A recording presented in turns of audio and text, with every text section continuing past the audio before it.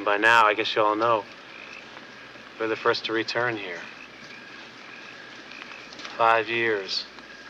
5 long years he's been dormant. And he's hungry. Jason's out there. Watching. Always on the prowl for intruders. Waiting to kill. Waiting to devour. Thirsty for young blood. Okay, let's go. Let's go.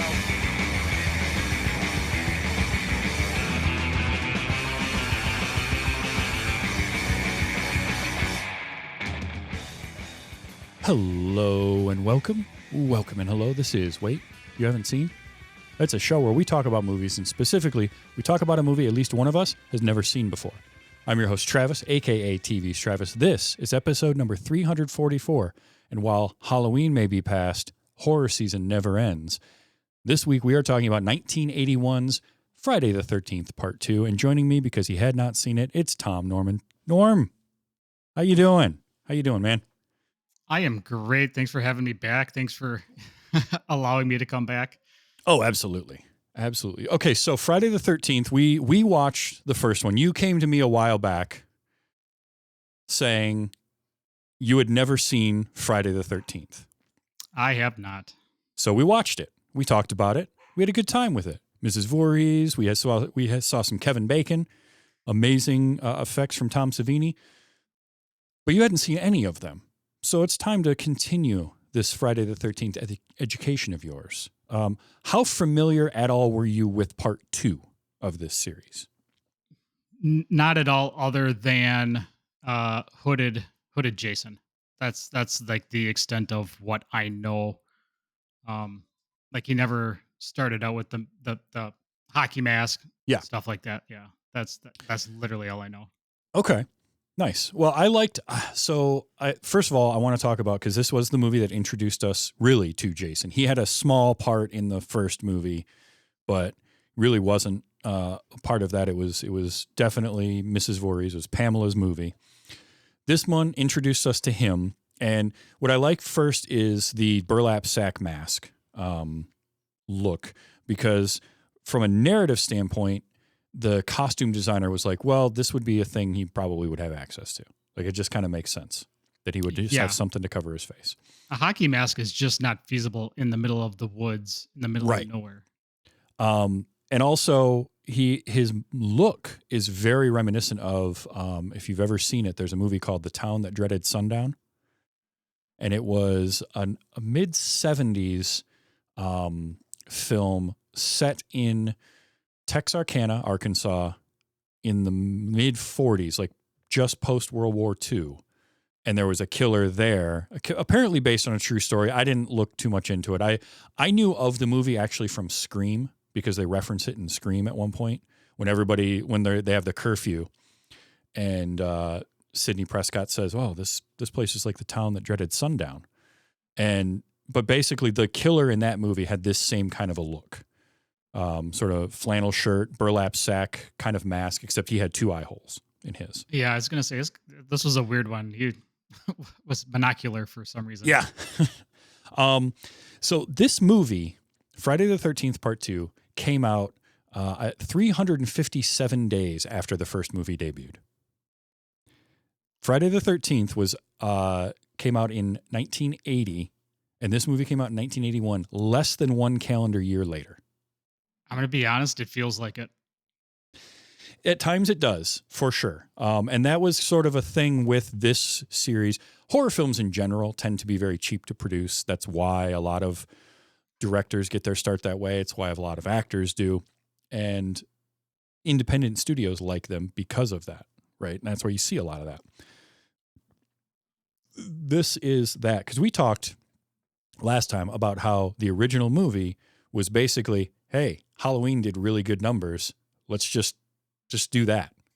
And so they basically copied Halloween, gave it its own spin, and made their movie.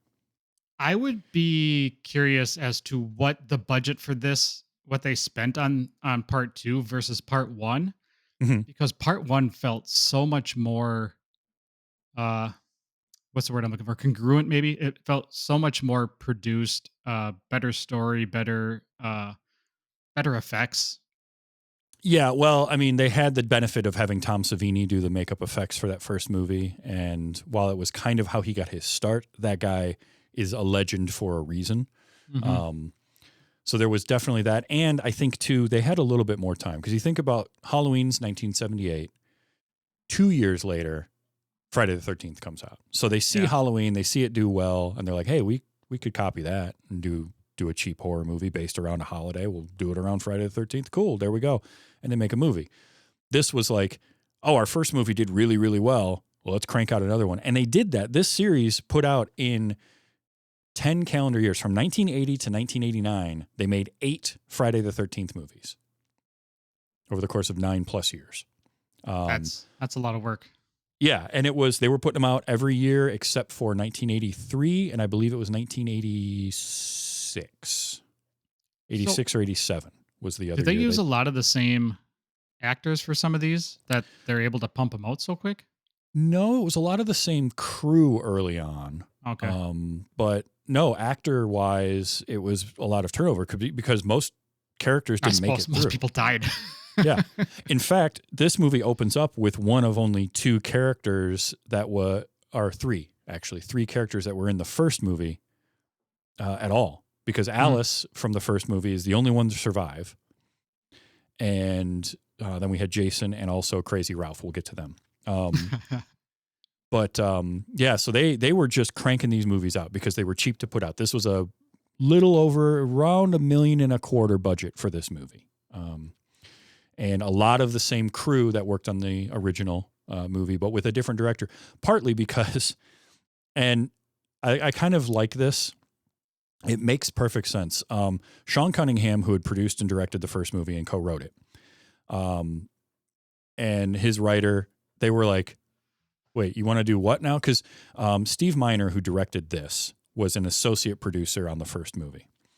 And somebody had come up with an idea, "Oh, why don't we do a part 2? And it's got Jason in it." And basically Cunningham and Tom Savini and a few other people were like, "Oh, that's kind of dumb. Like, why would he be?" Because from a story standpoint, why would Jason just be in the woods and his mom think he's dead for 30 years or whatever it is and go on this killing spree when he could have found her at any point? Like, they didn't see a reason for it, and so they were like, "All right, well, we don't really want to do this." And Tom Savini, I think, went off to work on something else. And so Steve Miner stepped in. It's like, "All right, well, I'll direct it then." And Cunningham, I think, eventually came back to do some producer work, but it was basically, they were like, "Well, we're just going to go with it and make Jason the killer." And it doesn't really, like, none of these movies make sense from a logical standpoint, but that's a real stretch to go for. Like, all of what Pamela was doing in the first movie hinged on the fact that her son was dead. Meanwhile, no, he's alive. He's just feral out in the woods with his own little shack, doing his thing. So that was something I was curious about the entire movie, and maybe I missed it, whether he was actually dead or not. Like, whether he was supposed to be dead, whether this was his, not his ghost, quote unquote, but that was something that just really didn't necessarily They hit. they don't ever explain, like, straight out, but Jason is the kid didn't drown and he's alive. Mhm. It doesn't really make a whole lot of sense given how the end of the movie with Alice, because it was like a young person and now this is a full grown adult. But he's Yeah. not like, he doesn't become undead zombie Jason until a few movies later. Yeah, like, so the cabin that they show when the officer goes and chases Jason through the woods, Mhm. like, my assumption was, that obviously clearly that was where he lived. Like, Yeah.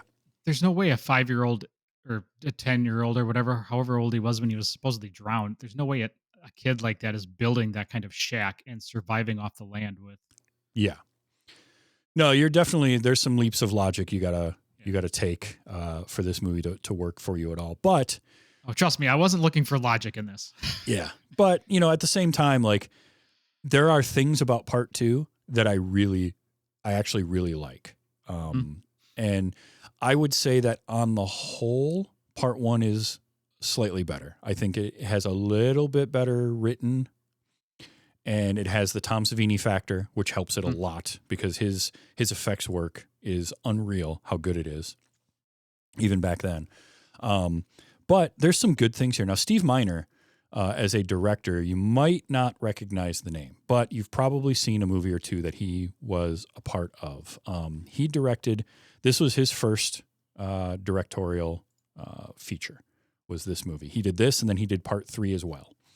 But a couple of years later, he went on to do a movie called House in 1985. And that one is kind of a horror comedy.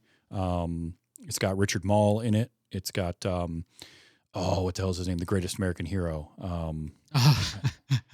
I could picture him, Cats. but yeah. And he's in that. Steve Miner directed Soul Man with C. Thomas Howell. I don't know if you've ever seen that movie or not, but that is a movie that would not get made today at all. C. Thomas Howell in blackface, effectively. Oh, yeah, that's probably no. It's Soul Man is such an 80s movie. It's ridiculous. But basically, this kid goes through a process to dye his skin so that he can get a scholarship to college. Like, it's very questionable, the whole thing. Yeah, it sounds really cringy. Yeah, it is very. He also, Steve Miner directed the first Warlock. I don't know if you ever saw that or not. That's actually a pretty decent movie. Yeah, it wasn't bad. Forever Young with Mel Gibson was his. He did a couple that I really like later on. Lake Placid is a really fun monster movie. Yeah. With a giant alligator. I love that movie. And he also did Halloween H2O 20 years later, where they brought back Jamie Lee Curtis to the Halloween franchise in 98. I like that one. I remember seeing that one. Yeah. So he actually has a distinction of being a director that's worked in 2 of the 3 major 80s slasher franchises.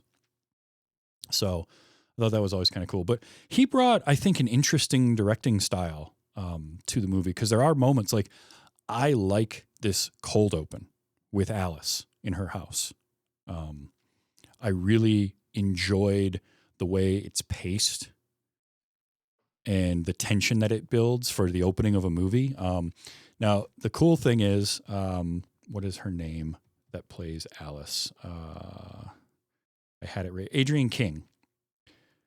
So she comes back as Alice. She didn't know they were going to kill her character off. Mind you, this is like probably months after the movie came out. And she basically, according to interviews I saw with her, she was like, yeah, I just told him, sure, I'll do it, whatever.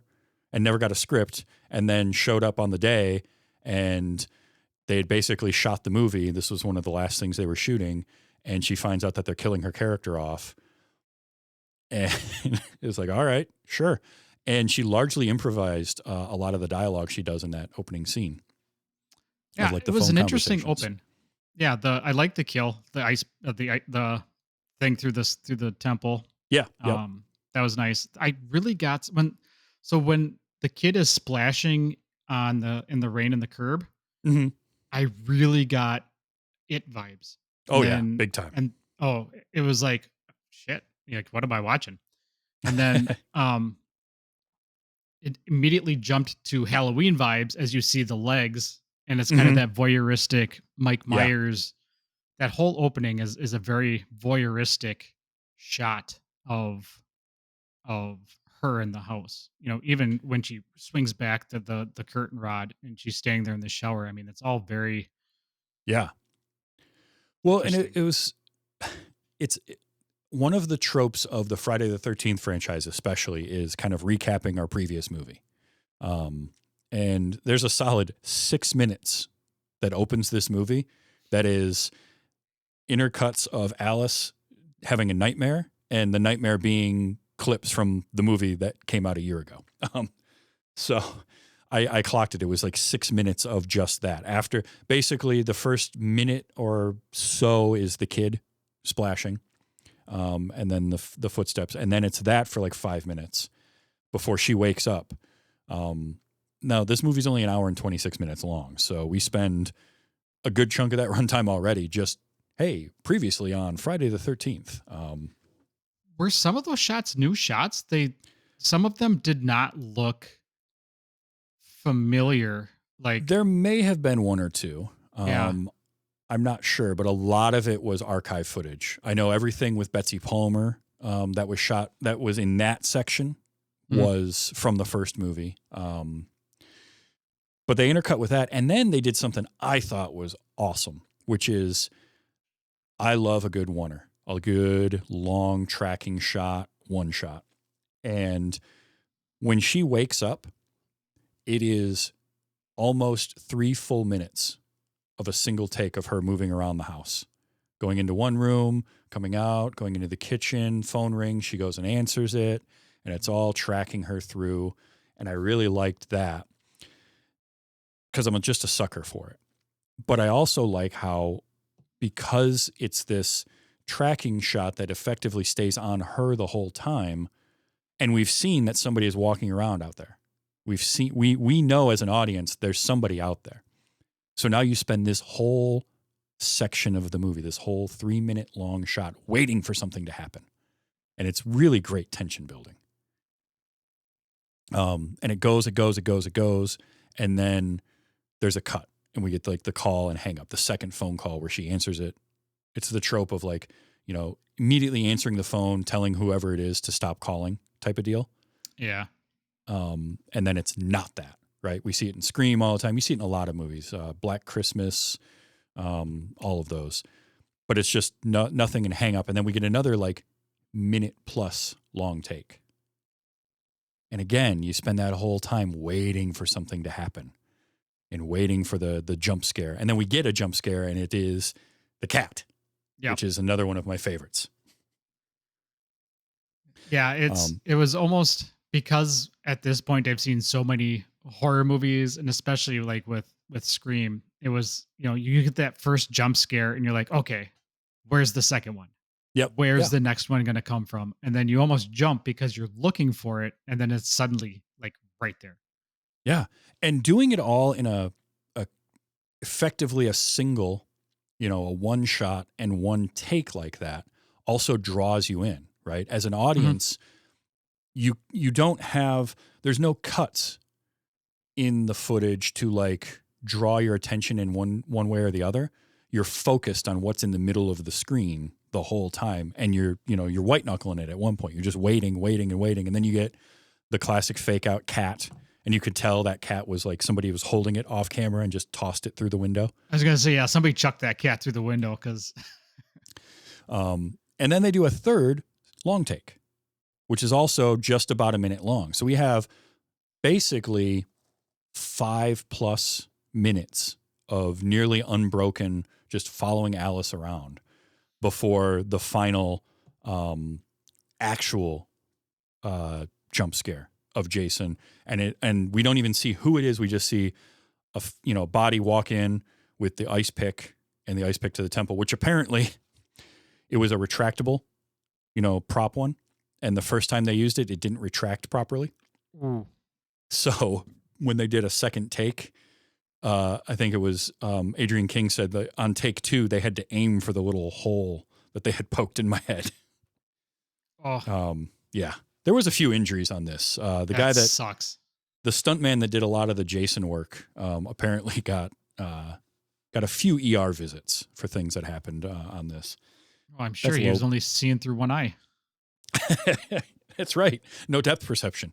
That's kind of a hallmark, though, of this series. Low budget horror in general, right? That tends to happen, especially early 80s. It was a lot more of the Wild West making those movies. We talked last time about how they nearly blinded Bing Crosby's son on the first movie with their fake blood, because it was photo flow. It was Kodak photo flow that he just had sitting on his eyeball. But yeah, I really love this cold open. It's a great bit of tension building without doesn't resort to anything overly gory, but it's very scary the whole time because it's very little music. But the music that Henry Manfredini does for this is very minimalistic, and it's very atmospheric. And so this whole opening, plus, I mean, at night, living alone, that's always a spooky thing for anybody. Yeah. It just is. Mhm. So, yeah. Did you enjoy that cold open? Did that kind I of set did. the mood for you a little bit? I did. It was a very kind of like what you said, very tension building, but it was not like overdone. Like Mhm. if it would have went on for another minute or two, it would have been like, okay, let's get this over with. Right. But I didn't know where it was going. I didn't know if she was going to get chased out of the house and she was going to go. You know what I mean?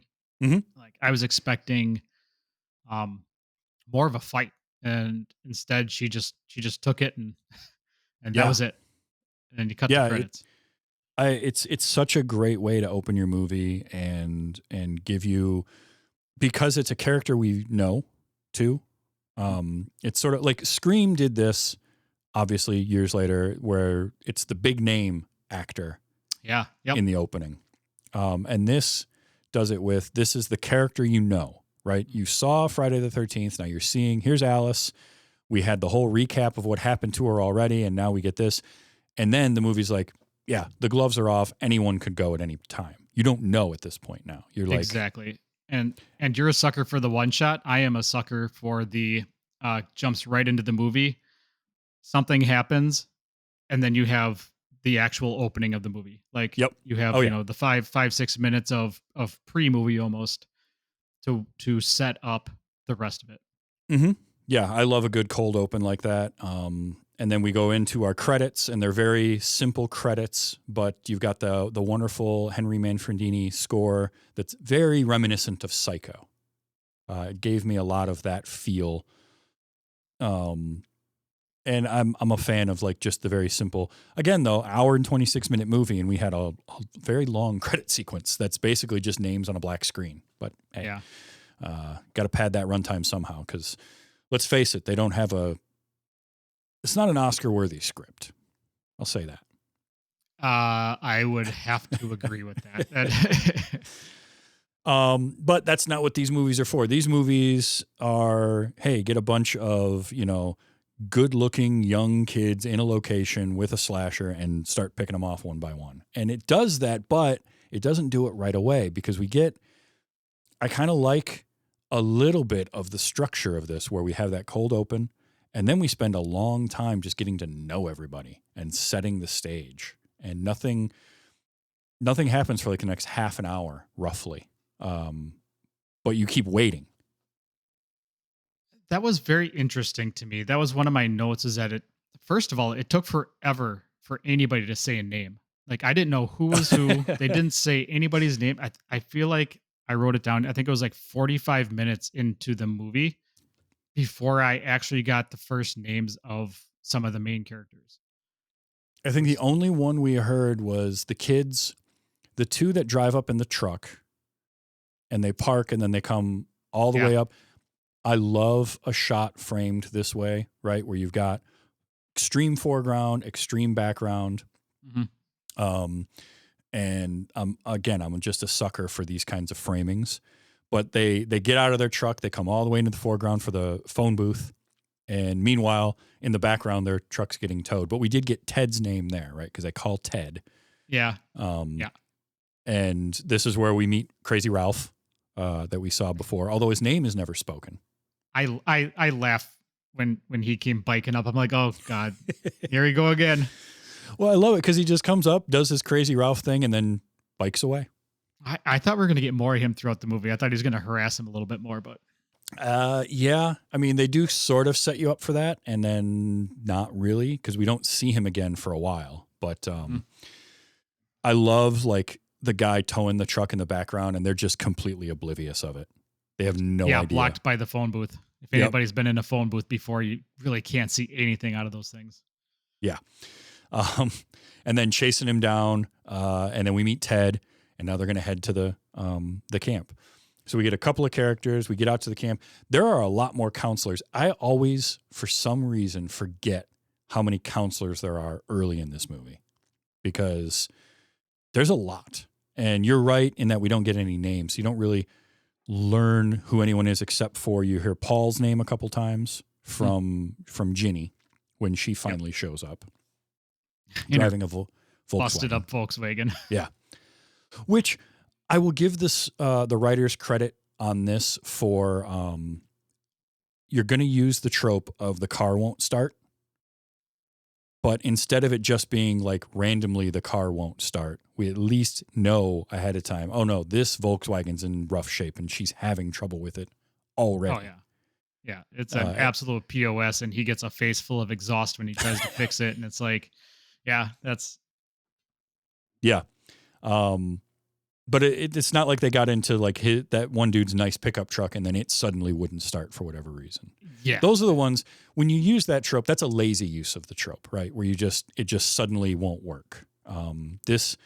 They did set that up, kind of like with the phone situation, right? Where Jenny shows up, and Paul's like, I was getting worried about you when you didn't show up. And she's like, well, my car's having trouble. And he says, why didn't you call? Well, your phones aren't working. Mm-hmm. It is the we don't have cell service trope before cell phones existed. Yeah. Widespread. Yeah. You're stuck in the middle of nowhere and you legitimately have no way of getting a hold of anybody on the planet if something were to happen. Yeah. So, but I like that they're not at Camp Crystal Lake. They're at a different camp, but on the same lake nearby. And it's not a camp isn't open. This is a training facility. So there are some differences to the formula, but I kind of like that. I think it made it different enough, right? Mm-hmm. That it worked for me. Yeah, it was nice the way they set up how close it was to mm-hmm. Crystal Lake because of the sign they picked up out of the brush. So that kind of gives you that initial, oh, we're at a training facility, but it's like literally a mile down the road from the actual camp. Yeah. Or whatever it was, because they were able to walk through the woods and kind of climb over that wire fence. Mm-hmm. And you got Ted calling it Camp Blood, and he doesn't want to tell them about it. And the one girl is all about checking it out. Sandra was her name, mm-hmm. played by Marta mm-hmm. Kober, who, by the way, was 16 making this, apparently. And the only reason I know that is this movie, because of the era that it came out in, was during an era where the MPAA was very strict.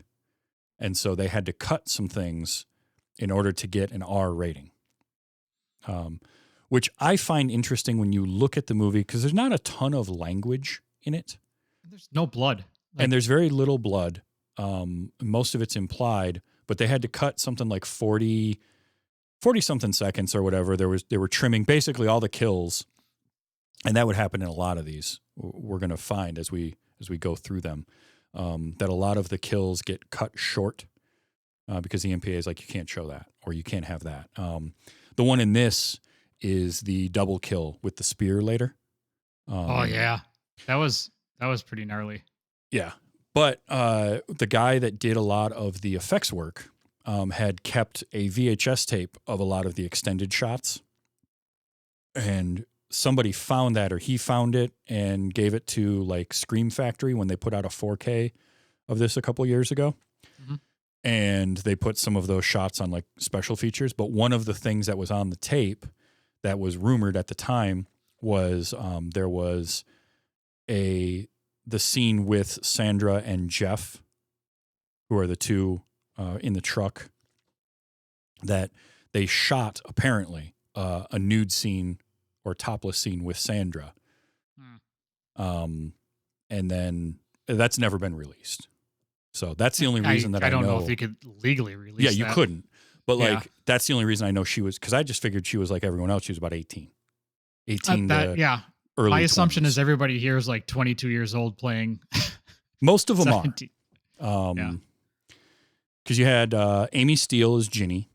Who initially I think was supposed to, in the early drafts, she died, and then they liked her enough that they kept her as the final girl. Mm-hmm. John Fury as Paul. Kirsten Baker as Terry, who I'm pretty sure was only cast for the scene they wrote in where she goes skinny dipping for no reason whatsoever. Yeah, that was weird. My note on that moment was, I don't know where my dog is. I can't find it. Oh, well, I guess I'll just strip naked and go swimming in the middle of the night by myself. I had a couple notes like that. Like, first of all, she brought her dog, which was weird Right. enough. Mm-hmm. And then she goes to look for the dog when it's been missing for a minute. She walks towards where Jason is by one of the cabins or by the building, walks 2 feet, says, "Are you there?" And then immediately turns around and walks away like, "Oh, I guess not." Like, you clearly don't want to Yeah. find this dog at this point because throughout the entire movie, it's completely missing. Mm-hmm. Yeah, it's And very she's just weird. all over. Yeah, I didn't get much of that, but that's the low budget and probably quick, you know. I'm sure there was parts of this that they wanted to maybe do or had originally written and then they scrapped them because they didn't have time. Who knows? Yeah. It's really hard to say, but basically Terry is a character that's just there to go skinny dipping, and then die, which is, you know, that's a lot of characters in these movies. You set up a bunch of kids. The funny thing is, like, half of the counselors that we have in the beginning of the movie eventually just leave, which is, I guess, a quick way to thin out the cast while keeping the body count reasonable. But the funny thing was the only ones that stayed were ones that we actually like spent some time with. Yeah. With the exception of Ted. Ted is the character played by Stuart Charno who survives because he stayed out drinking and partying. Ted or Sam? Ted, he's the one that had like the little electronic games, the skinny redhead. Yeah. Oh, I had his name as Sam. I must have wrote gotcha. it down wrong. Yeah. Because my last note is like, what about the dude at the bar? Like, what happened to Sam at the bar? But that was Ted. Okay. But it's funny that he's the one that survives. And normally, you know, the trope in these horror movies is you don't drink, you don't have sex, you don't do these things, you don't party, because the ones that do are the ones that get picked off. And Ted goes to the bar, gets hammered, stays at the bar flirting with the bartender. And because he didn't go back, he lives. Yeah. He was like 14 Rolling Rocks deep into that night. Like, it was an impressive number of beer bottles. And I like him. No, I'm collecting them. yeah. He was like a dragon over his treasure hoard with those empty beer bottles. But yeah, once things kind of kick into gear, it's a very slow build until, and then there's the out of nowhere, for whatever reason, cop just happened to be where the two, because they're having like a day of just hanging out, and the one girl says, you know, Sandra says, I want to go to that place. I want to go check it out, and drags Jeff along, and they go walking out there. That's when they find the mangled dead dog. Yeah. Which you automatically assume is her dog. Yeah, because we saw Muffin walking up to what we have to assume is Jason's feet. Yeah. But then they find that and then are immediately caught by like the local sheriff. So he just happened to be right there at that time and hauls him back to their camp where nothing really happens to him because Paul's not taking any of the camp blood stuff seriously. Yeah, the comment about make sure they don't get any second dessert kind of made me chuckle. Yeah. And which you do always also have to have that character, right? You have to have the one that doesn't take the legend or the horror aspect of things seriously. In this case, it's Paul, who doesn't, but is also the one that does the tropey campfire story, which is a great scene. I do like the campfire. Where he jumps out with the mask and the spear. Yeah. Because Paul does a great job telling that story. And it was some audio I played at the beginning, and he really draws it out and draws it out. And that's another one of those where we as an audience know, all right, we're getting a jump scare here at some point. Somebody's going to jump out and fake them out, and then everyone will be fine. But for me, they draw it out just long enough to where I'm like, come on, can we get this over with? And then they hit you with it. That kind of seems to be the MO of this movie is they kind of draw things out longer than they need to be. Mm-hmm. Again, whether that's for runtime or not, it's kind of to affect the opening shot, the campfire scene, some of the moving around, just moving around camp in and of itself. Mhm. Some of those scenes just really feel to be longer than they absolutely need to be. They do, but I think it's both to pad the runtime and I think to give you a false sense of like you're not sure when it's going to happen.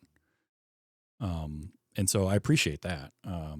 Yeah, I it also kind of builds that suspense. yeah, I love the shot where I think it's Ginny in her cabin, and we get a silhouette, a shadow over her cabin. Because you sort of assume it's going to be Jason, but if you pay attention, you notice the hat, Mhm. and you realize that it's Crazy Ralph. And this is where he comes back into the story only to get unceremoniously killed off, Yeah, which Kieran. again gives us the nobody's safe. Anybody in this movie could die now because our two legacy characters that sometimes often make it through these kinds of things, especially like the Crazy Ralph. Nope, he's gone too for whatever reason. Jason just like, I guess Jason didn't like his hat. I don't know. But Impeding it's on that his camp grounds, right. or he just got him because he was being a lurker too. Like he was just kind of hiding outside the cabin. So I mean, Yeah, it was a turf war. I'm the one stalking these kids. yeah, I'm the creeper around here. I do like that when Crazy Ralph pops up again later as a corpse, he's in the pantry because he was hiding in the pantry in the first movie. Yeah, that was interesting.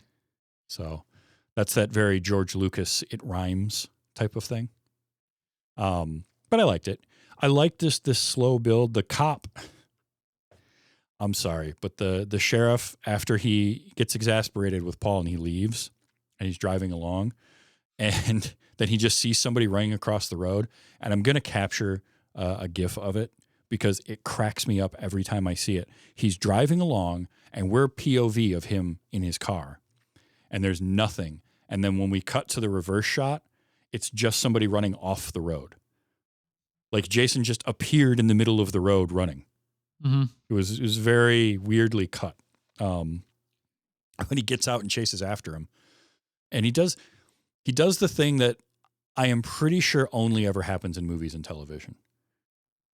I don't know. Have you ever gotten out of your car and not closed the door behind you and like run off to do something? No, I never have. I cannot imagine a time where I would get out of my car, because usually the door's in your way, so you slam it to get it out of your way. Like Yeah. But I see it in movies a lot where somebody gets out of the car and they just go off in a direction and leave the car wide open. And he does this here, and then proceeds to chase who he assumes is Jason. We know it is for a very long time. Okay, did he double back on himself? Because I'm pretty sure he went through that little swampy area with the giant rock twice. I mean, probably. I'm sure they didn't have like a ton of space to work with. Yeah, So it it's, was weird. It was almost like he got lost and ran. It was very weird, and maybe it was a different spot, but Yeah, I I almost just have to go back and watch. But it's very odd. Yeah, it definitely feels like we got to pad this out a little bit. We need this chase to be longer. And we only see him. We see Jason halfway across the road, right? And then we don't see him again. It's just this guy running in the woods for the next minute and a half before he stumbles upon the ramshackle shack that Jason has put together that has plumbing somehow. Not good plumbing, but there was water in that toilet. Yeah, that threw me.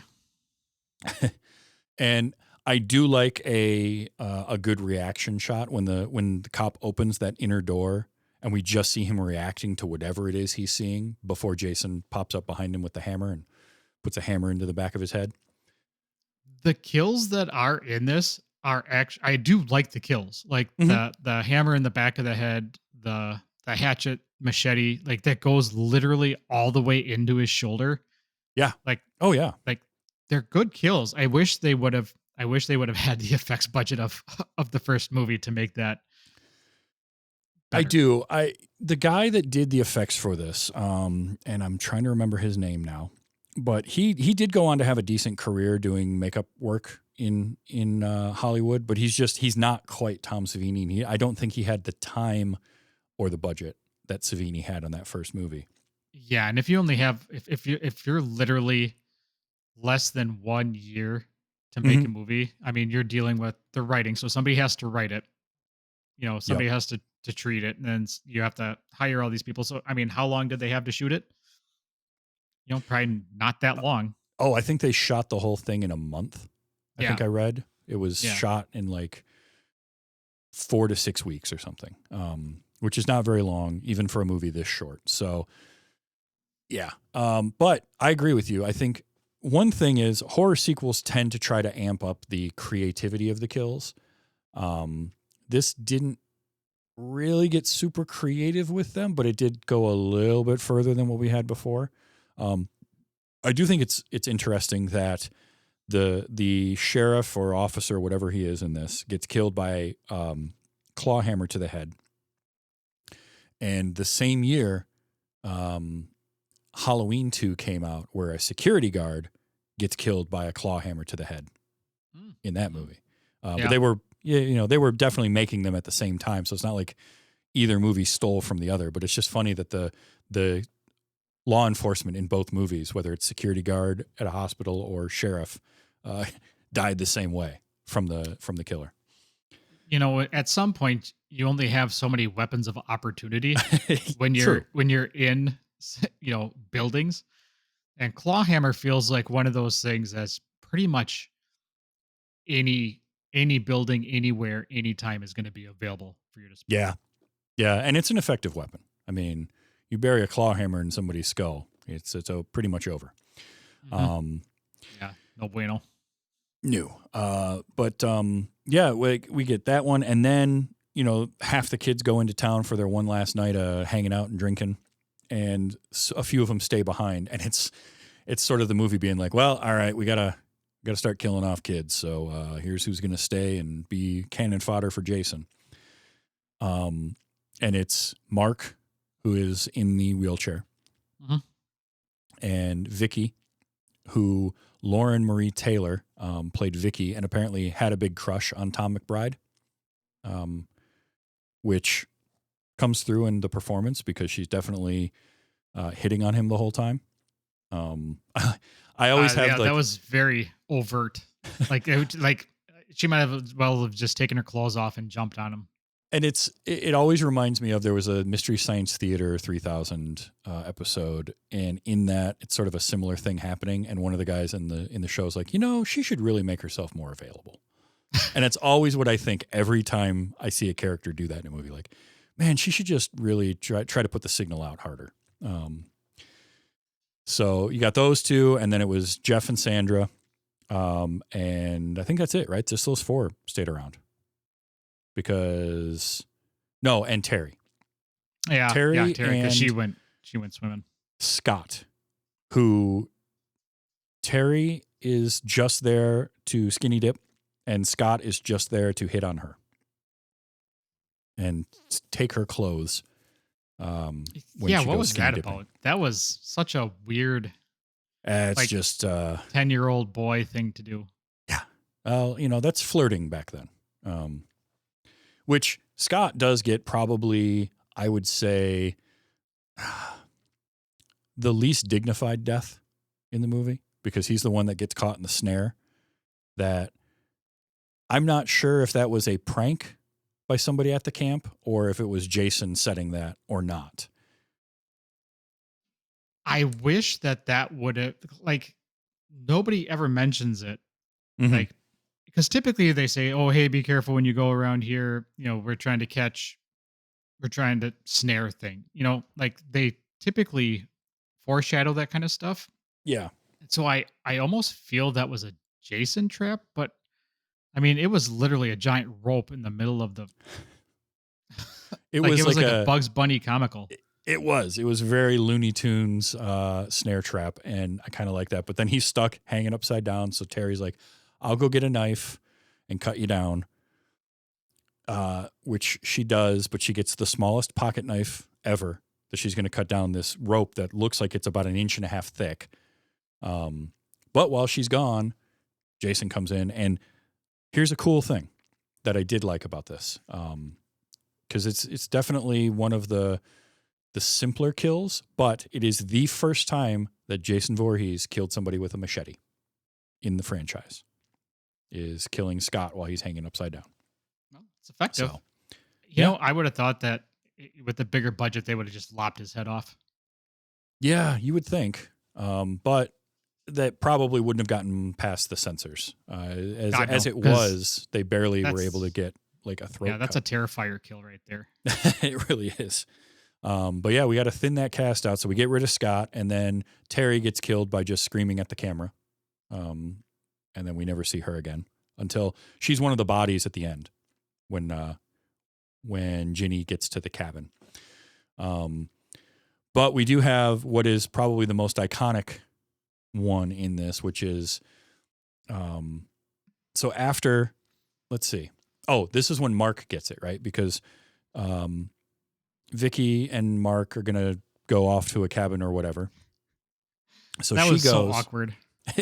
It was, but she goes back to her cabin to get a few things and changes into the very classic sweater and underwear ensemble. And Mark is just kind of hanging out. And poor Mark did not deserve to go out the way that he did. I feel a little bad, but I laughed kind of hard as he Yeah. just kind of bounced his chair around and went down the stairs. And then you get this weird, I don't know what the cut was, but it was this weird, almost flash cut. Yeah, that to me feels like it was the MPAA being like, you got to cut that short. You can't show whatever it You can't is show a that's guy going on. in a wheelchair bouncing down a dozen stairs. Yeah, so after that one is when Jason goes after Sandra and Jeff, who have just finished their little whoopee session, and he walks in. And I do kind of like, and my note was like, well, his machete's at the bottom of the stairs now, so he needs something different. So he grabs the spear off the wall with the mask, and then he does the double kill, right? That is a Friday the 13th classic. Yeah, that's very reminiscent of the Kevin Bacon. Mm-hmm. Yeah, definitely. And that one, apparently they had more footage of, and they cut it short. So all you get is basically him standing over them and then the spear coming out the bottom. Through the bottom. But oof, that's getting, again, a little bit more creative. So I did kind of like that.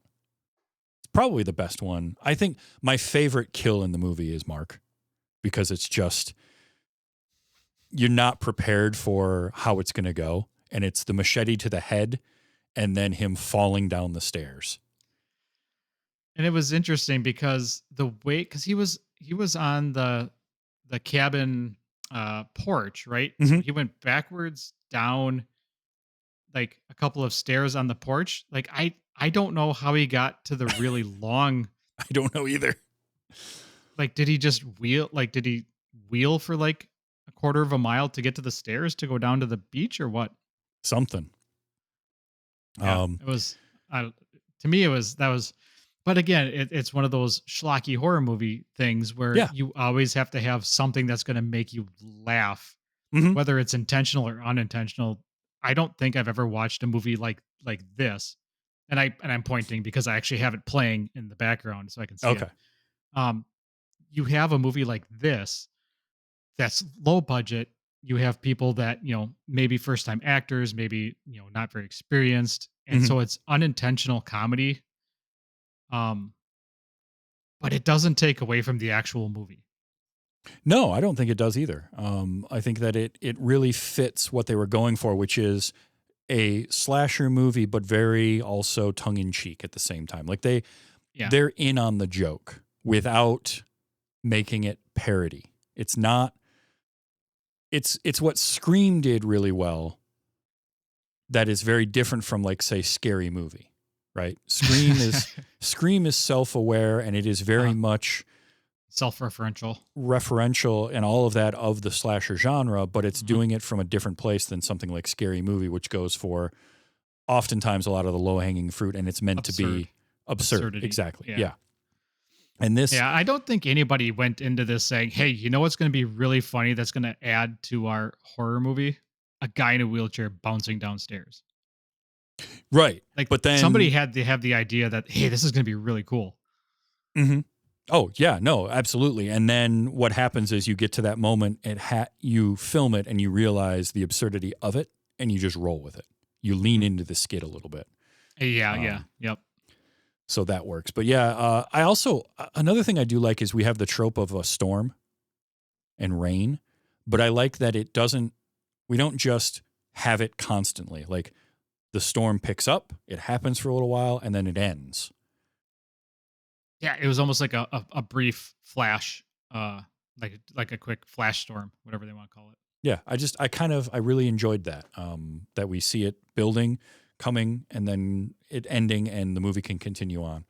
So we get those moments of like stuff happening in the storm and lightning strikes and all of that, but it's not the whole movie either, because you know that like they probably were like, we can't rent a rain machine for the rest of this. We just don't have the budget for it.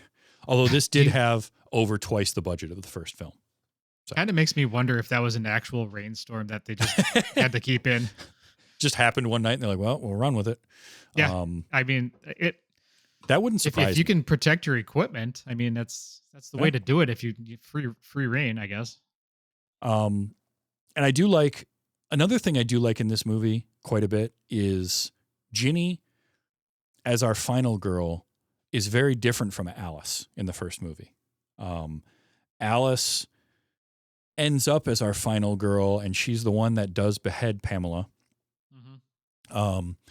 But Ginny is strong in a different way, and I like the idea that like I like that she is going to school for child psychology, and that's mentioned early on. Yeah. And then it comes back around when they're sitting at the bar, and she starts talking about it because again, Paul and Ted are the two guys sitting there with her, and they're both like, it's not real. It's just stories. It's a legend, blah. And she's like, no, what if it was? Like, what if this kid was stuck out here forever and he thinks that he watched his mom die and like all this kind of stuff, and her going into that and them just dismissing it and being very dismissive of her thoughts. And that ends up coming back to save her. And honestly, I brushed it off too. I was like, oh, I didn't know where that was going to go.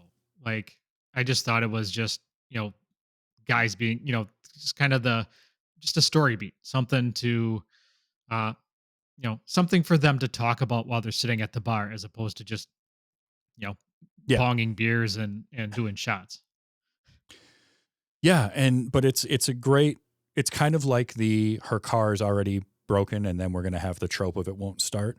We planted the seed of, oh yeah, you're going to school for child psychology. All right, now we're not going to talk about that for a little while. Hey, by the way, I do child psychology. I'm interested. This is all interesting to me. And then when they get back, her and Paul go back and they find the bloodbath that is, all their counselors dead. And then we get like the attacks and the running in the woods and all that. And this cabin, for nobody finding Jason for 30 years, was really easy for people to find in this movie because everybody happened to run there. The cop ran right there. Ginny runs right to it. Paul was attacked in the house, and we assume that he is dead. When she gets to the shack, and that's when we find out what the cop saw earlier, which is Jason's got a shrine to his mom in there. He's got her head on a table and her sweater and all that. And this was cool in the way that like Ginny sees this and the gears start turning and she thinks about it and she grabs the sweater and puts it on and is going to use her child psychology schooling. All I could think about was that was so gross. Oh yeah. Oh, that was, no way.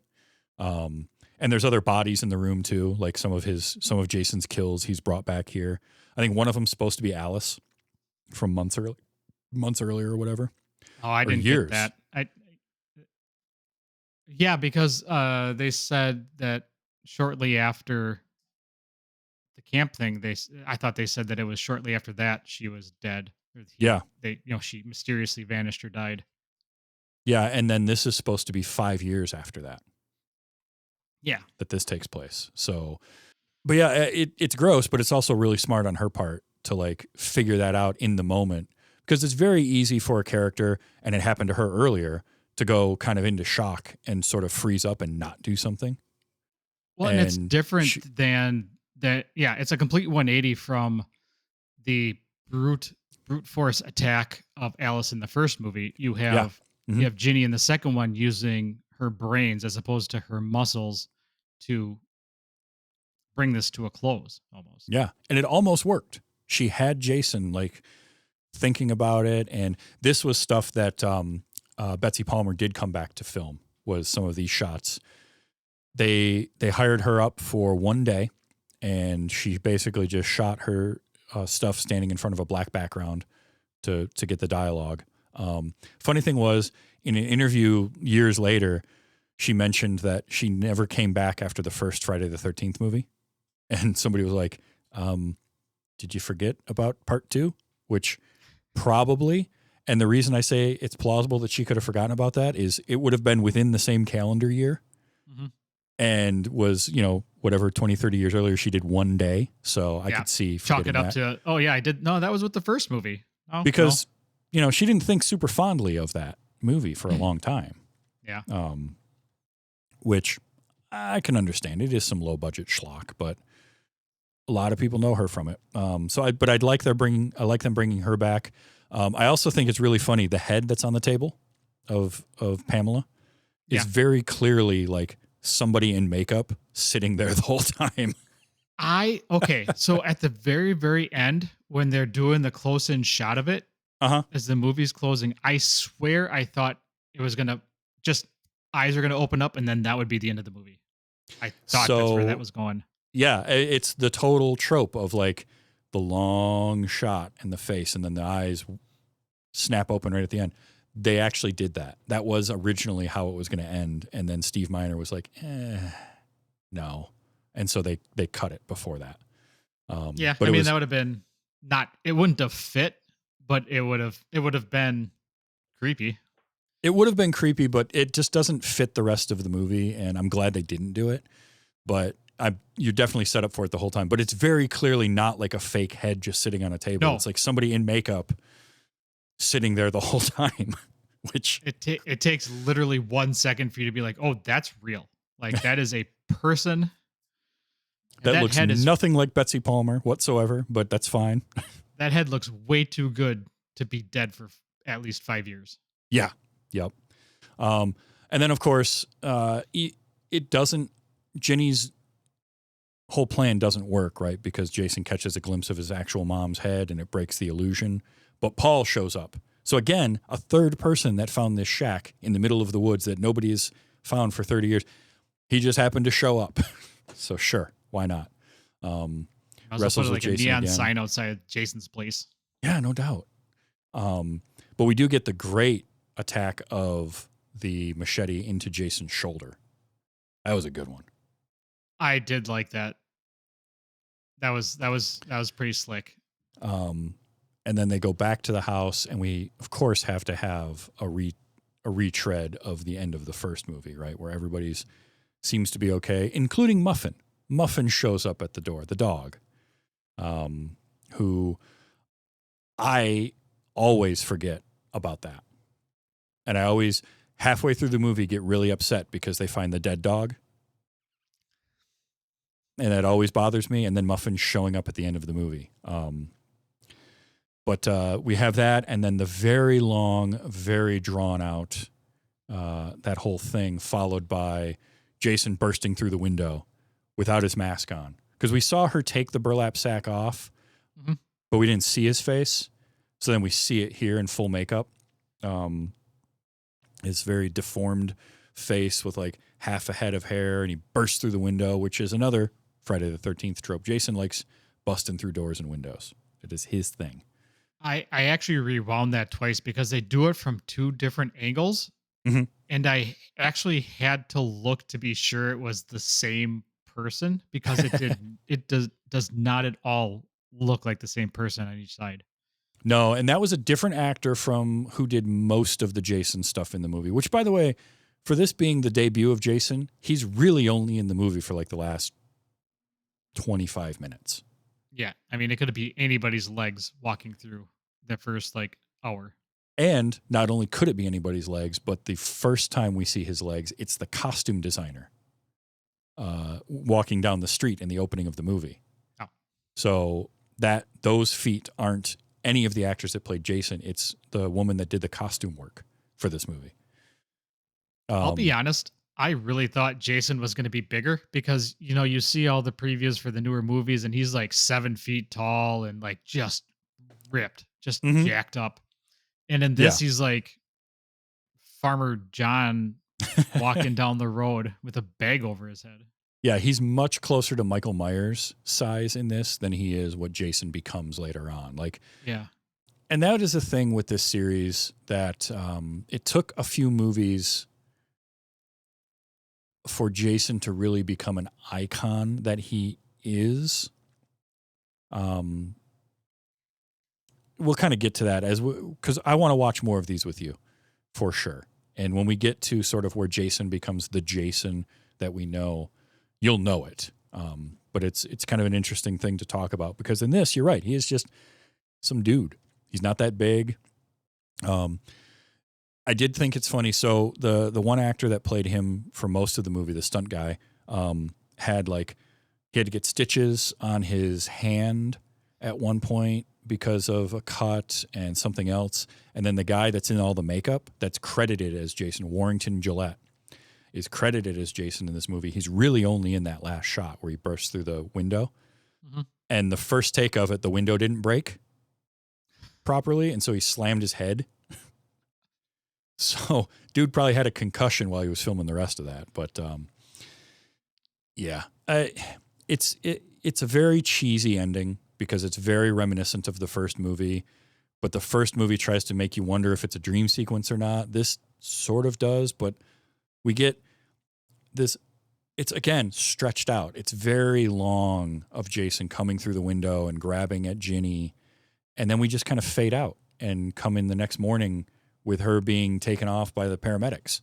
Yeah, I was going to ask you about that because I was confused as hell.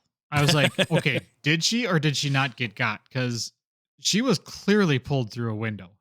Yeah, I mean, you think so. And we don't know what happened to Paul because she's just asking about him and we don't see him. We don't see Jason. Yeah. None of that. It's like they ran out of budget and they literally had to stop filming because they couldn't pay people anymore.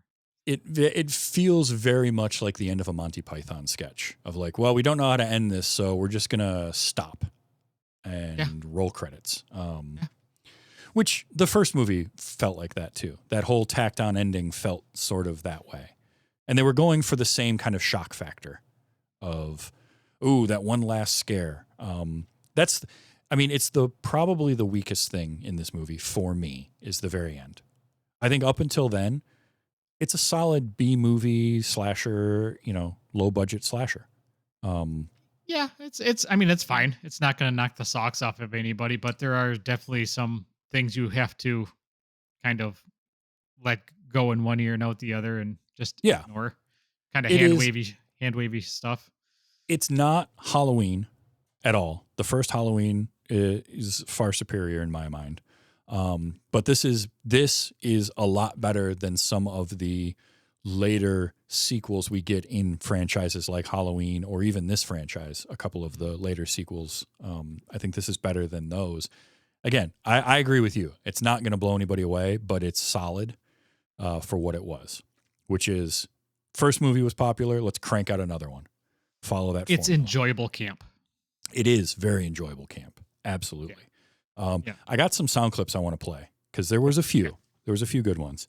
The first one is Jeff when they're towing his truck, which is a wonderful gag, right? Because they're towing his truck, he's chasing it down the street, and then, it was Ted the whole time. Mm-hmm. And he's friends with the guy that runs the gas station. But I just loved... Asshole, this is my truck! And the guy driving it just not even looking at him, doesn't acknowledge him. I don't know how you drive that truck, look straight ahead, and not laugh. Right? I know. That's some of Like, the best acting in the movie. for sure. Um, Like even just accidental smile. Yeah. I wonder how many takes they had to do. Like, there had to have been more than one. There had to have been. But before that, we get Crazy Ralph coming up to Jeff in the phone booth. And I love Crazy Ralph. And then over. I told the others. They didn't believe me. You're all doomed. You're all doomed. Doomed. Walt Gorney as Crazy Ralph. He is the gold standard. I mean, he is on the other podcast I'm on, Gore. We have a whole section that is just, is there a Crazy Ralph character? Because he is the trope. And I absolutely love it. You're all doomed. Doomed. You think back on it, you think back to just, these B horror movies in general. There is always some crazy person running around telling the tale or Yep. warning you of don't go into the house, don't go into the shed, don't go into the base, like stay away, it's midnight. There's always that character, and Crazy Ralph is one of my favorites because Walt Gorney's portrayal of him is so much fun, and it's the bike. It's him coming up and saying that and then riding off on his bicycle is just perfect. I like this just because it's a reference you don't hear enough in movies. This place is starting to look like a Burger King. Starting to look like a Burger King. Burger King just doesn't get mentioned in movies enough. It's always McDonald's, right? I grew up liking Burger King more. That was me. Yeah, it was just what we had. I mentioned this one earlier, but I like the line. Well, you could have called. Paul, I tried, but your phones aren't even working yet. Oh. Oh. Oh. It's like, Yeah. Yeah, and you think about it, I mean, that trope evolved into, we all have cell phones, but it just happens to be the one place where nobody gets signal. Even though I did see a thing just recently, someone shared with me, and it was if there was a smart person in a horror movie, and it was going through all of the horror movie tropes, and like if there was a person that understood how it worked, and one of them was, we don't have any phone signal. Idiot, that's not how 911 works. Which is true. But in this case, they wouldn't have had a way because there's just no phone line. Yeah. So kind of like that. I also, Ginny, I was starting to worry about you. Bullshit, Paul. she totally calls him out, and I love that. Yeah, she's kind of no nonsense. She wasn't having any of his crap. She is very no nonsense. I like Ginny a lot as a character. She's one of the stronger leading ladies and final girls that certainly of this era. I think I liked Alice in the first movie, but I like Ginny more. I think because of the no nonsense nature. You got to have the campfire. The campfire scene is great. Legend has it that Jason saw his mother beheaded that night, and he took his revenge. A revenge that he'll continue to seek if anyone ever enters his wilderness again. Ooh. He's real good at that. Not only did they enter his wilderness, they also entered his house a couple times. Right? Maybe don't enter his house. You leave Jason alone, you're fine. You would think, except that he does stalk them. So, I mean, there's that. I don't want to scare anyone. anytime you start a story or a moment with, I don't want to scare anyone, immediately all right, I'm trying to scare everybody, which is great. I'm a fan of that. We also get mention of the girl who survived that night at Camp Blood, that Friday the 13th. Right after I don't want to scare anyone. And now we're going to title name of the drop. movie. Yep. This was a joke. There's a scene in the movie where all the counselors are just hanging out. They're like jumping off the raft. They're swimming. This is when Sandra and Jason take off to go to Camp Crystal Lake. And we get Ginny by the lifeguard tower, and she tells a really bad joke. Okay, you guys, well, I got one. Ready? What's green and red and goes 100 miles an hour? What? Frog in a blender. That was... I remember that joke, but the difference was I wasn't 18 to 20 telling that joke. That was a joke I told at like 8 or 9. Mm-hmm.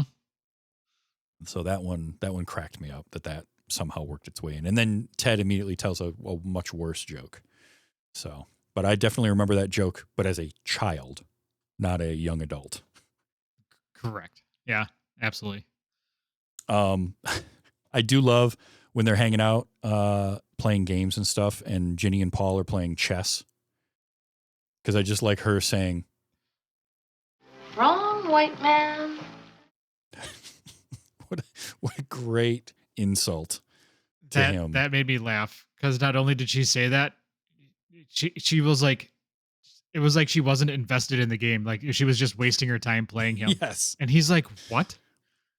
It's so good because that is good character work, and that it tells us so much about Paul and Ginny and their dynamic, where he's trying really hard and he thinks he's got the upper hand on her, but she doesn't. She's no nonsense, and she's barely paying attention and still beating him soundly.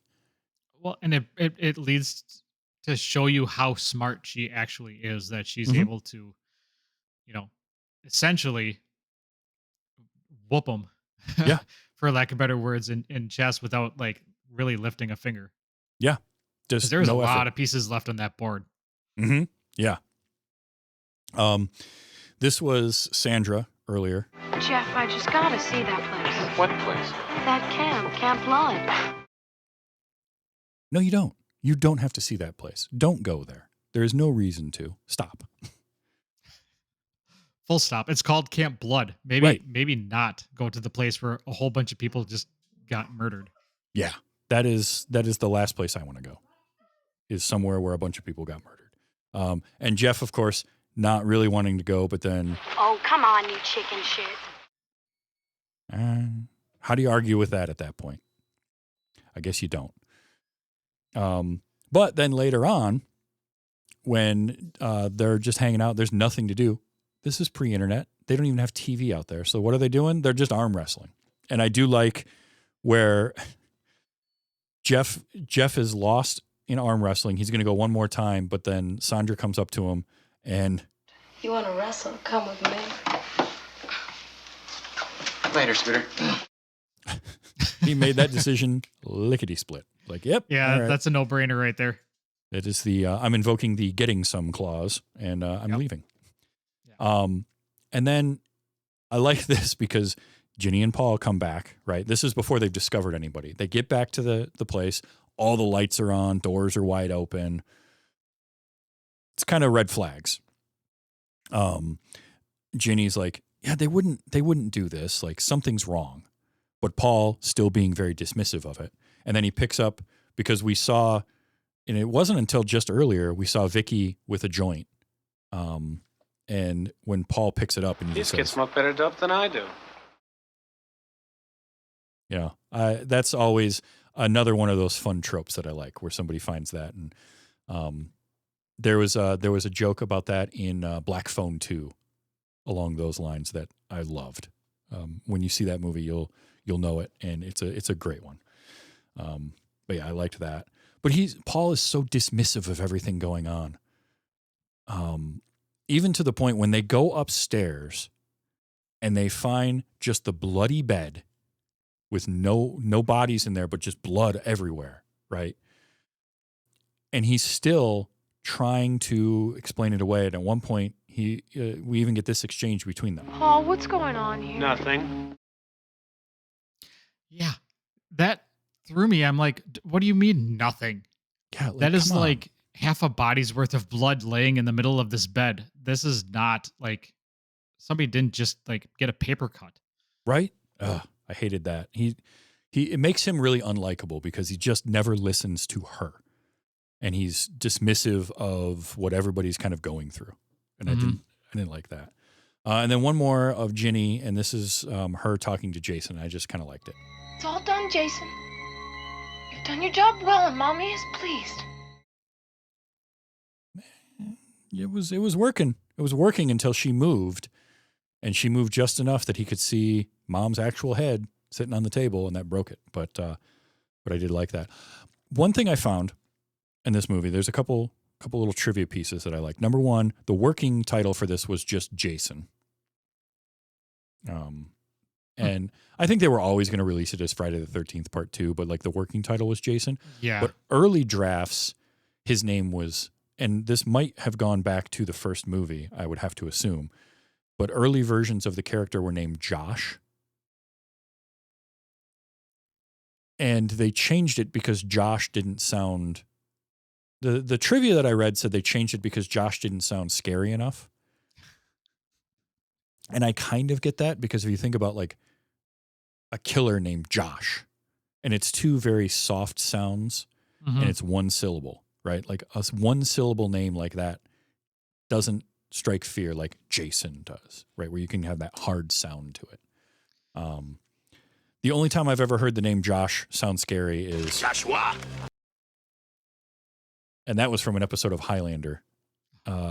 And him saying it's my favorite ever pronunciation of Joshua. Joshua. I don't know why. It just kills me every time I hear it. It's the emphasis on the last A. Joshua. But I am glad that they changed the name, because I think Jason works a lot better. It kind of flows better too. Yeah. Yeah, it's like Michael Myers sounds like a scary name. Mike Myers does not. Yeah. How are you supposed to be scared by Mikey? Hey, Mikey Myers. Exactly. Oh, like Freddy works, but because Freddy Krueger sounds really nasty, but also like Freddy is a totally different type of character from somebody like Jason. So it just worked. The other one was, I love IMDb trivia because it's kind of a mixed bag of like things can be good, things can be bad. There's definitely IMDb trivia entries where I'm like, I don't know what you're even thinking. It's the classic, every 80s action movie will have a trivia entry that is like Sylvester Stallone and Arnold Schwarzenegger were considered for this role. But this one got me because I'm going to read the first couple of lines of this. And this is in the IMDb trivia. Hack Roger Ebert famously hated the first movie and paid his own money to see this sequel anyway.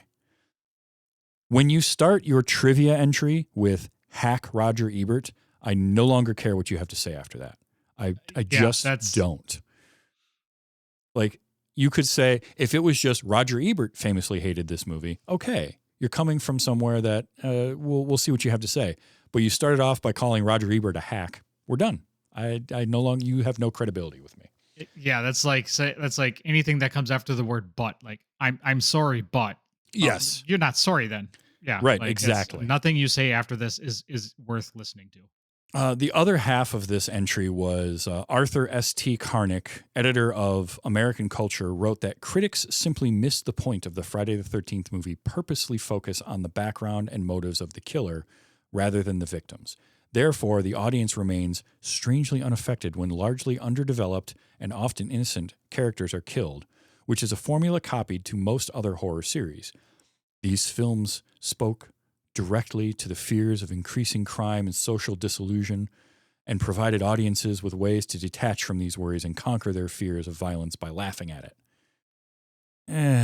That's, I think, ascribing a lot to what was effectively, we're going to make a cheap horror movie. Yeah, that's feels, a lot of word salad for nothing. Yeah, that feels like somebody projecting their thoughts into what the filmmakers were doing, which that happens a lot, right? Art is always up for interpretation. Mm-hmm.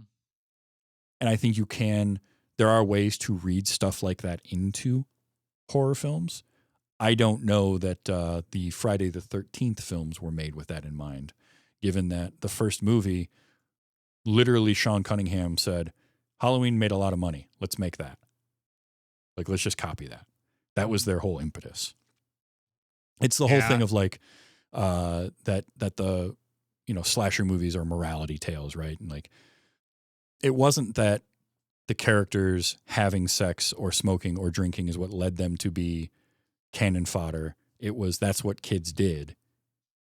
And they also happened to get killed by the slasher. Mhm. So, And what they were doing secretively, like out in a car or off to the side out in the Mhm. woods because they didn't want to get caught. So of course they were by themselves because they didn't want to. Yeah. Yeah, they didn't want to get seen.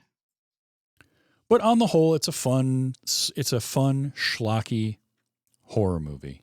How does this one for you compare to the first movie?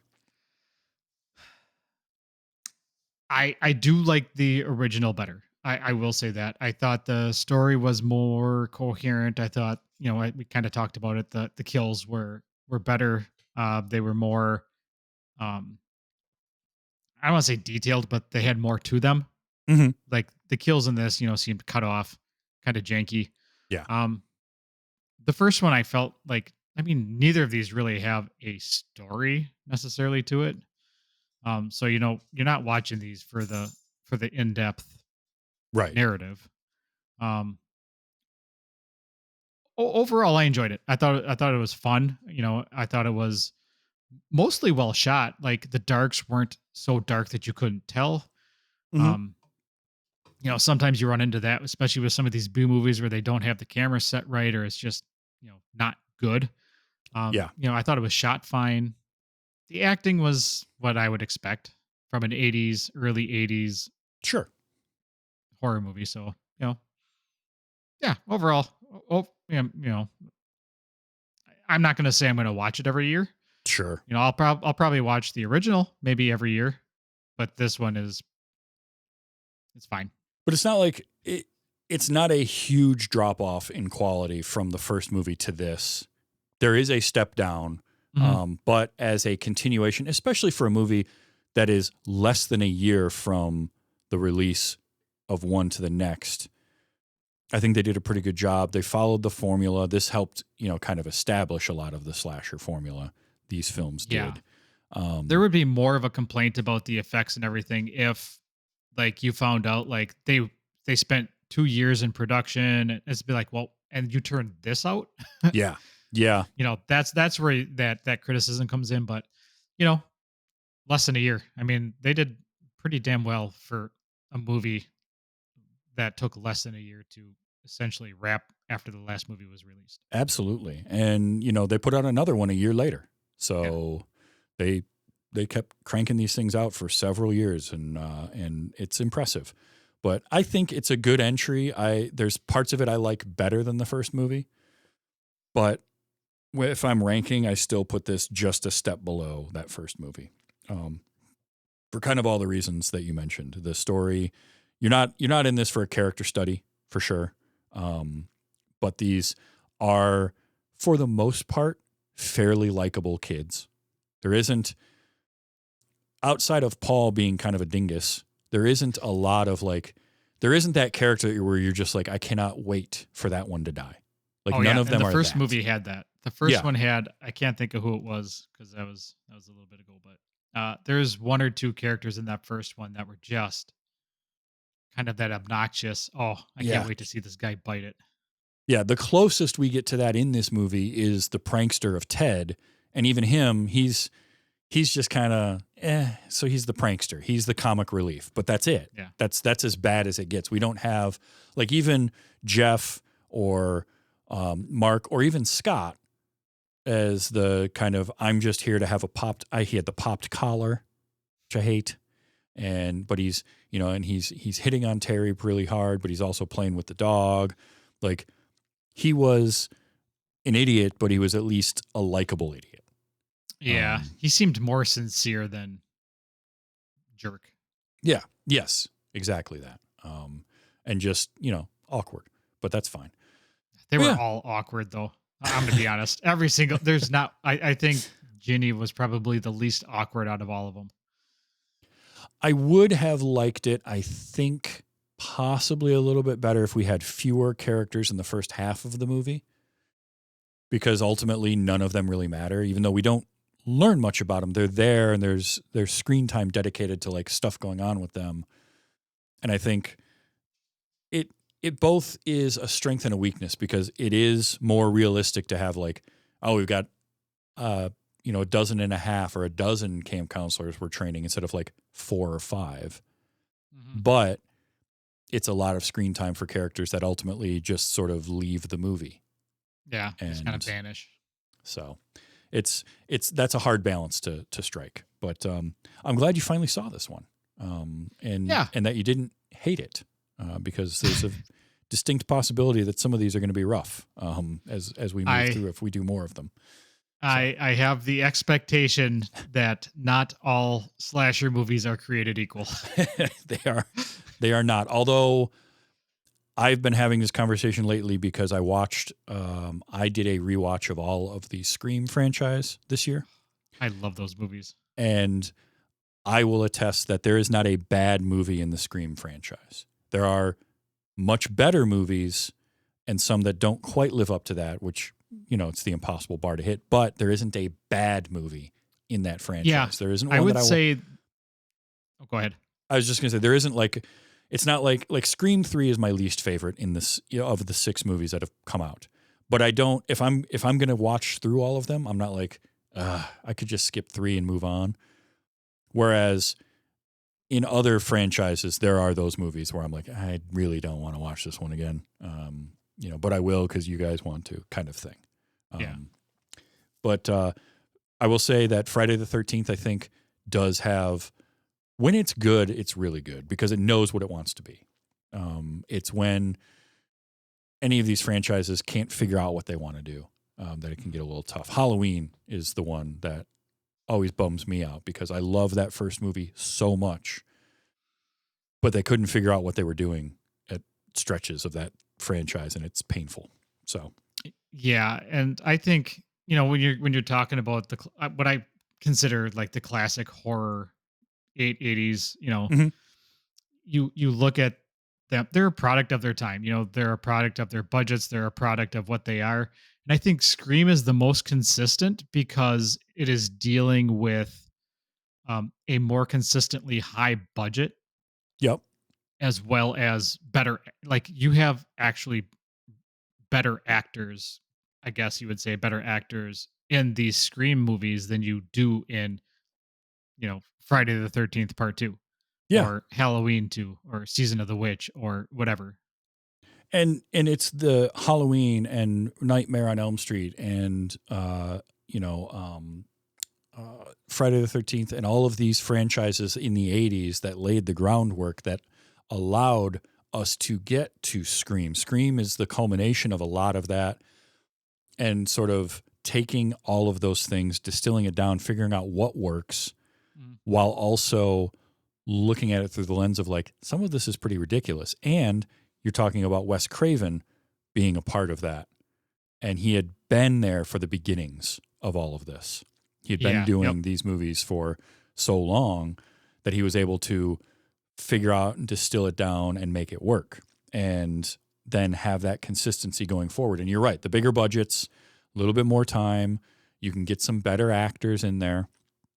You can spend some more time to write a nice tight script that for the most part usually makes sense. And it helps, but you have to have, Sleepaway Camp before you can get there. You have to have Friday the 13th before you can get there because somebody's got to lay the groundwork, create the tropes.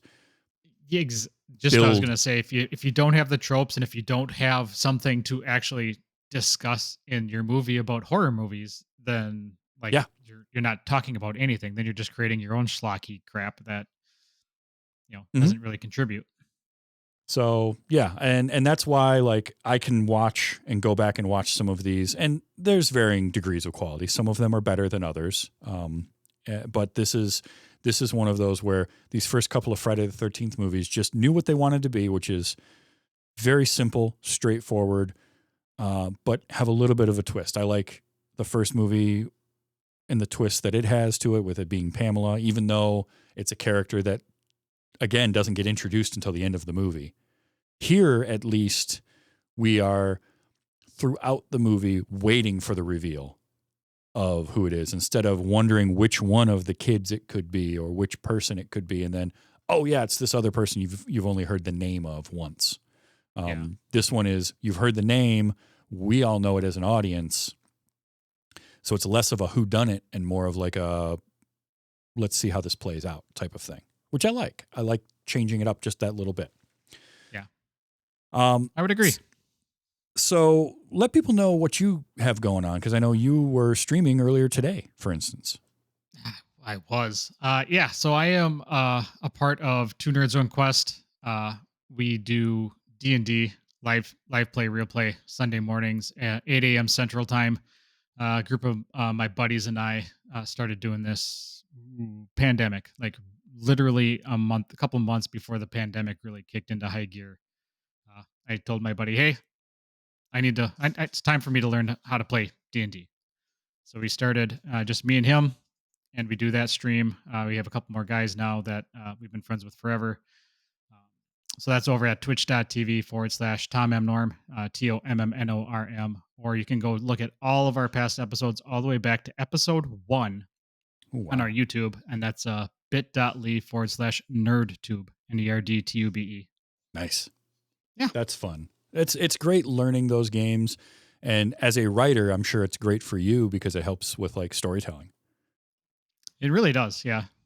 Both you come into it as a writer with some good tools in your toolbox for it, but it also, I think, can help make you a better writer. So that's really cool. Yeah, I would definitely say, I started DMing myself. The first time I did it was maybe a year and a half ago.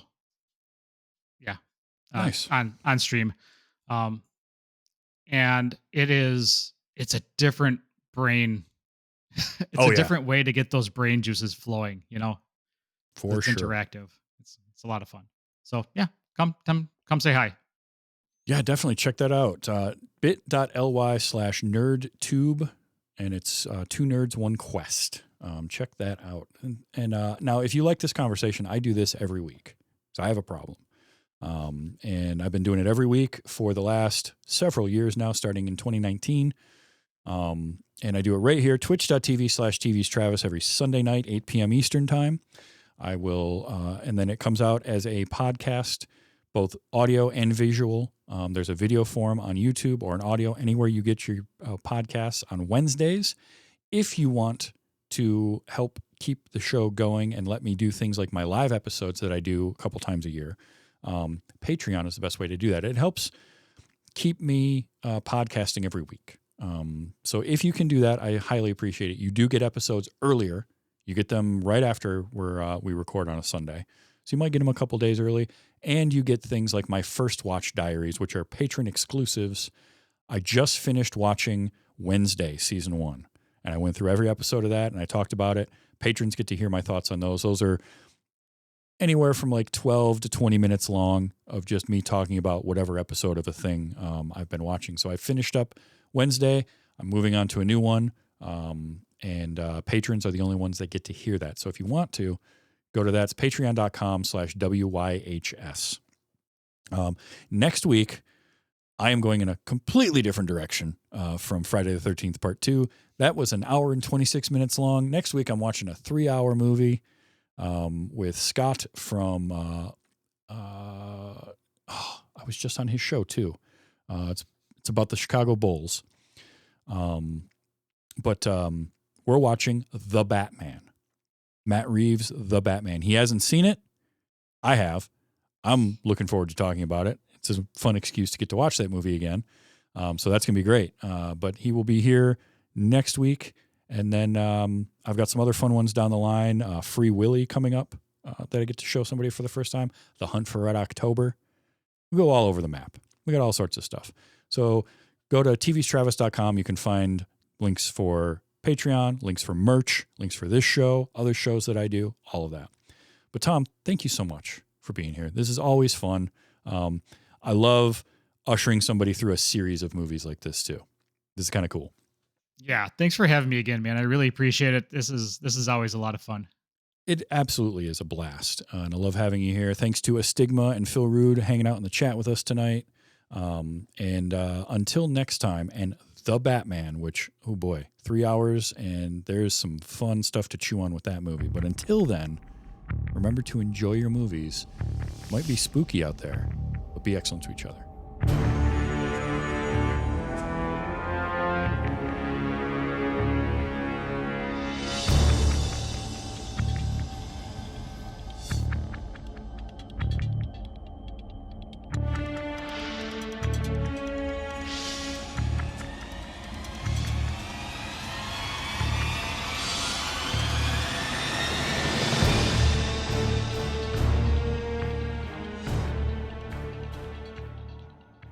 Wrong, white man. Check. Mate. Perfect. I love that so much. Oh, I'm definitely going to have to listen to your show next week.